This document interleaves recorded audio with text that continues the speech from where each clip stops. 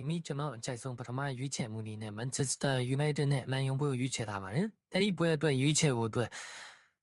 ကျွန်တော်ရဲ့သုံးသပ်ဖို့အနေနဲ့ကတော့ Lion အသင်းဒီနောက်ဆုံး၅ပွဲဆက် Europa League မှာကြီးမရှုံးထားပါဘူး။ကြီးအောင်ထားပါတယ်။ Man U အသင်းဒီနောက်ဆုံး၅ပွဲဆက်အိမ်ပွဲမှာကြီး2ပွဲနိုင်ပြီး3ပွဲရှုံးထားပါတယ်။အဲ့အတွက်ကြောင့် Lion အသင်းယနေ့ကြီးကျနိုင်တယ်လို့ယူဆပါလေ။ဒီချက်နေ့ချက် Lion အသင်းဒီဝေးပွဲမှာ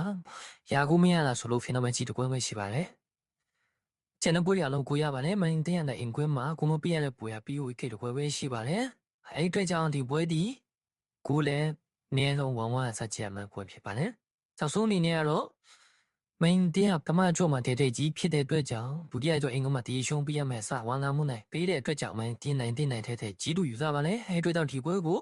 မန်ယူတင်းပေါ်ဒီနဲ့မန်ယူတင်းကိုပေါ်ချိုက်ပါလေ။ကော်ရစကူအနေနဲ့တော့3-1မန်ယူနိုင်မယ်လို့ထမ်းပါလေ။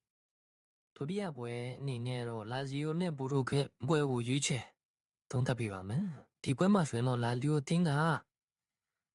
180နီးပါးရှုံးဖွင့်ထားပါလေ။ညဆိုရင်တော့ကြည်ပြောင်းနေသည့်ရှင်တော့ဖြူဆိုင်ပြပါ။ပထမအကျုံးမှာ2-0နဲ့လာကြီးဝါတော့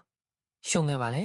။ဒုတိယဒီကြီးနိုင်ကြီးရှုံးနေထားမှာတော့လာဂျီယိုကအင်ကွင်းနောက်ဆုံး5ပွဲမှာသူက3ပွဲကျင်းနေပြီ2ပွဲကြီးရှုံးထားပါတယ်။နောက်ဖုန်းကတိုးရပလန်1-1နဲ့ကြီးရှုံးသလိုဘူတူကိုလည်းဆိုလန်ကြီးနဲ့ကြီးရှုံးပါတယ်။ကျန်တဲ့ပွဲတွေမှာ2-1 3-1 4-1ဆိုတဲ့ညီရတဲ့ဒီနဲ့နိုင်ထားပါတယ်။ဘူတူကလေးကတော့ဝင်းကွင်းမှာအမြဲတမ်းကိုရတဲ့အသင်းဖြစ်ပါတယ်။ဝင်းကွင်းမှာနေတော့နှစ်ပိုးသုံးဖို့တကူရတဲ့အသင်းဖြစ်ပါလေ။အဲ့အတွက်ကြောင့်ဒီနေ့ဒီလာဇီယိုနဲ့ဘူရိုပဲသမချော့ PGTS မယက်ဖြစ်ထားတဲ့အနေထားရန်ဒီကျော့မှာအနည်းဆုံး1-1ဖြစ်ပြီးတော့ကိုပေါင်းပေါ်ပူလှမဲ့တုံကြည့်ပါလေ။ဒါကြီးကိုကိုပေါ်ရွေးပါလေ။